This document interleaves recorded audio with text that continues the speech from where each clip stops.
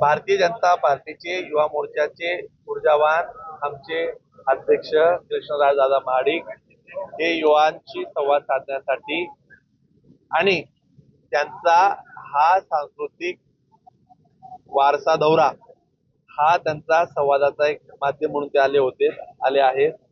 त्यांनी तरुणांशी चांगला संवाद साधला. मला असं वाटतं की महाराष्ट्रात सगळ्याच ठिकाणी ते फिरत आहेत. त्यातलाच एक भाग म्हणून ते आता जळगाव जिल्ह्यात आलेले आहेत. आता उद्या या ठिकाणी संपूर्ण महाराष्ट्रातील 2,26,000 शेतकरी आहेत.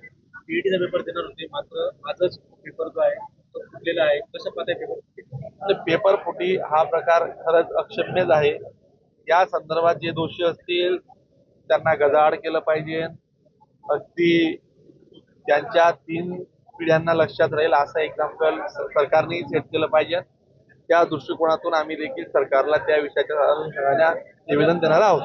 नीट नंतर तरी पेपर ज्या पद्धतीने घेतल्या ती पद्धत बदलली गेली पाहिजे असं वाटतं. निश्चित यात काही बदल करण्यासारखे असतील तर सरकार देखील त्याबाबत सकारात्मक विचार करेल आणि आम्ही देखील सरकारकडे तशी मागणी करू.